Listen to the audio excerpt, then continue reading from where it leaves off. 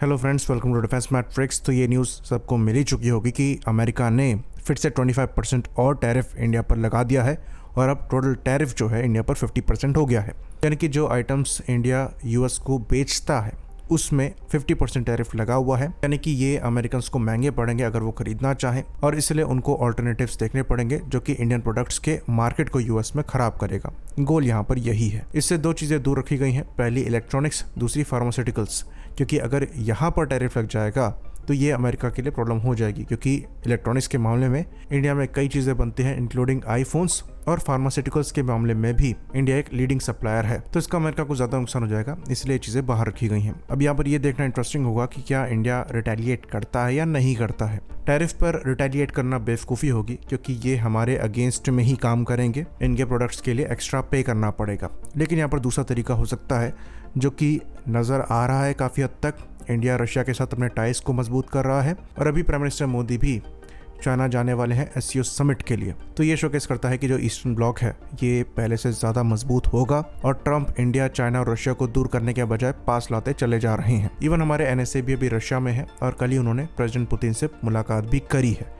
तो हमारा जो रिटेलिएशन है ये मोस्ट लाइकली टैरिफ के रूप में नहीं होगा, ये स्ट्रॉन्गर अलायंस के रूप में होगा जो कि हम चाइना और रशिया के साथ फॉर्म कर रहे हैं। साथ ही साथ जो ब्रिक्स अलायंस है ये भी स्ट्रॉन्ग होगा, क्योंकि ब्राज़ील और साउथ अफ्रीका के अगेंस्ट भी यूएस द्वारा स्ट्रिक्ट एक्शन लिए जा रहे हैं। तो पहले जब ब्रिक्स की बात होती थी तो इंडिया को ब्रिक्स का एक कमज़ोर मेंबर कहा जाता था। इसके पीछे रीज़न ये है कि ब्रिक्स में रहते हुए इंडिया ने कभी भी पूरी तरीके से वेस्ट का विरोध नहीं किया है, क्योंकि हमारे रिलेशन अमेरिका से अच्छे रहे हैं, तो कम्प्लीटली हम एंटी अमेरिका नहीं गए हैं।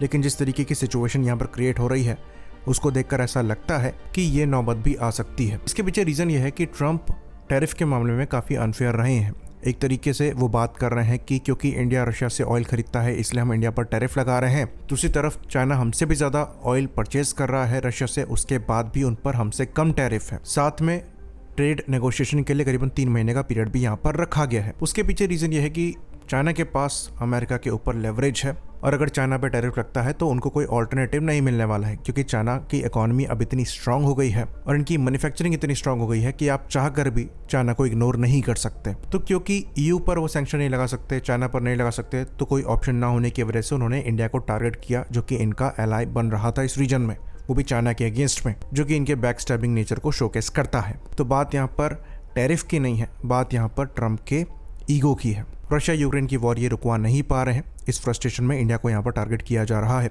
पर इसके लॉन्ग टर्म इम्प्लीकेशन होंगे। हाँ, ये बात सही है कि फिलहाल इंडिया के पास कोई लेवरेज नहीं है अमेरिका के ऊपर, लेकिन इंडिया की वजह से काफ़ी कुछ जो अमेरिका के अगेंस्ट हो सकता था वो नहीं हो रहा था। इसका सबसे बड़ा एग्जांपल लें तो ब्रिक्स करेंसी की जो बात चल रही थी उसको सबसे ज़्यादा अपोज इंडिया की साइड से ही किया गया था। साथ में इंडिया डॉलर के अगेंस्ट एकदम से नहीं गया है, पर अब हो सकता है ये चीज़ें चेंज हो। अब इंडिया अपने एक्सपोर्ट्स को डाइवर्सिफाई करेगा, कुछ नुकसान डेफिनेटली हमें यहाँ पर होगा, लेकिन लॉन्ग टर्म इम्प्लीकेशंस यहाँ पर अमेरिका के अगेंस्ट जाने वाले हैं, क्योंकि इंडिया की फास्टेस्ट ग्रोइंग इकोनॉमी है और दुनिया इंडिया को इग्नोर नहीं कर सकती, क्योंकि हमारी मैन्युफैक्चरिंग भी इंक्रीज़ हो रही है।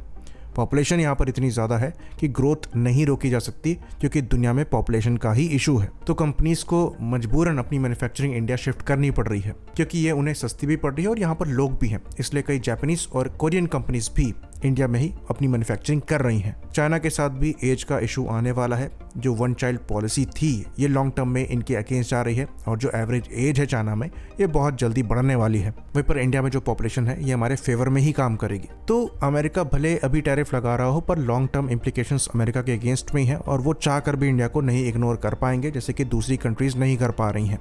तो इंडिया के साथ उनको इकोनॉमिक टाइज मेंटेन करने पड़ेंगे। लेकिन ये इंडिया के लिए अच्छा मौका है कि हम अमेरिका के साथ अपने टाइज के बारे में सोचें और अमेरिका को इतनी अथॉरिटी ना दे दें कि वो हमारी इकोनॉमिक एक्टिविटीज़ को और नेशनल सिक्योरिटी को कॉम्प्रोमाइज़ कर पाए। इसलिए अमेरिका के साथ जो डिफेंस टाइज हैं उनके बारे में हमें दोबारा से सोचना पड़ेगा। ये चीज़ हमने कल सुबह भी एक्सप्लेन करी थी कि आप अगर अमेरिका के साथ कोई टाइज रखते हैं तो मिलिट्री रिलेशन आपको मेंटेन करने पड़ेंगे, लेकिन वो लिमिटेड स्केल के ही होने चाहिए। जो स्ट्रेटेजिक इंपॉर्टेंस की चीज़ें हैं उनसे हमें अमेरिका को दूर रखना पड़ेगा। और अभी जो न्यूज़ निकल कर सामने आ रही है उसमें भी ऐसा ही मेंशन किया गया है।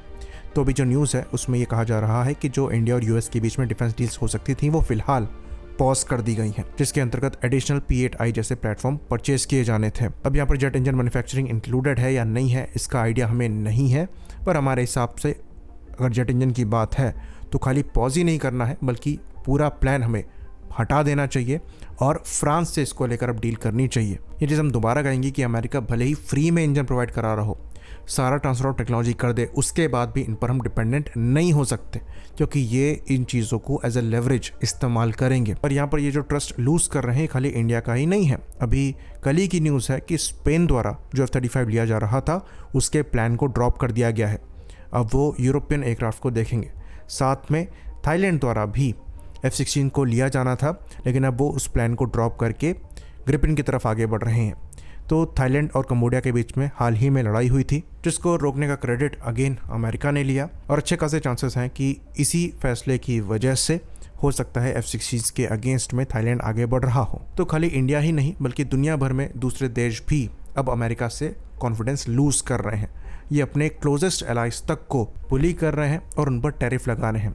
इसमें कनाडा को सबसे ज़्यादा मार झेलनी पड़ रही है, जो कि इनका नेबर है। सेम चीज़ EU के साथ भी हुई और अभी स्विट्जरलैंड के साथ भी ये न्यूज़ निकलकर सामने आई, जो कि यूजुअली एक न्यूट्रल देश है, लेकिन जिस डिसरिस्पेक्टफुल मैनर में प्रेसिडेंट ट्रंप स्विट्जरलैंड की लीडरशिप को ट्रीट कर रहे थे, ये कोई भी सोवरेन नेशन पसंद नहीं करेगा। इवन जापान के साथ भी सिमिलर बिहेवियर देखा गया। तो हर एक कंट्री को रियलिटी यहाँ पर समझ में आ गई कि अगर आप अमेरिका पर डिपेंडेंट हैं तो आपकी कोई इज्जत नहीं है। अमेरिका जब चाहे आपकी इज्जत उतार सकता है। जिन कंट्रीज में थोड़ी भी सेल्फ रिस्पेक्ट है वो लॉन्ग टर्म में अमेरिका पर डिपेंडेबिलिटी को कम करेंगे, लेकिन जिनमें नहीं है, जो कि इन पर डिपेंडेंट ही हो चुके हैं, वो कुछ नहीं कर सकते।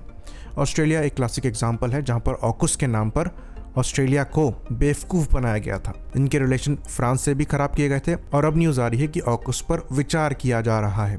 कोई कंफर्मेशन नहीं दी गई है, लेकिन फिर भी ऑस्ट्रेलिया घूम फिर के अमेरिका के पास ही चला जाता है। तो कई देशों का ऐसा हाल है, कई कंट्रीज की सेल्फ रिस्पेक्ट नहीं है, जिसमें पाकिस्तान में इंक्लूडेड है। पाकिस्तान अभी भी इनके आगे पीछे घूम रहा है कि F-16 के लेटेस्ट वर्जन इनको मिल जाए, कुछ वेपन्स और एडिशनल मिल जाए जो कि ऑपरेशन सिंदूर के दौरान डैमेज हुए हैं, जबकि इतने सालों से अमेरिका मन मर्जी पाकिस्तान के साथ बिहेव कर रहा है और जब मन में आ रहा है इनकी वेपन्स की डिमांड को ठुकरा ही रहे हैं। साथ में कोई और भी अगर इनको वेपन्स दे रहा है तो उसको भी रोक दे रहे हैं, पर पाकिस्तान के पास कोई और ऑप्शन है भी नहीं। चाइनीज वेपन्स से अगर ये इतने खुश होते तो दोबारा अमेरिका के पास ना जाते। वहीं पर इंडिया द्वारा अपना स्टांस थोड़ा यहाँ पर बदला जा रहा है और जो पोटेंशियल डिफेंस डील्स है उनको पॉज कर दिया गया है और वेट करा जा रहा है जब तक चीजें नॉर्मल ना हो जाए। हो सकता है इंडिया यहाँ पर दिखने वाला रिटेलिएशन ना करे, पर लॉन्ग टर्म इम्प्लीकेशन डेफिनेटली यहाँ पर होंगे।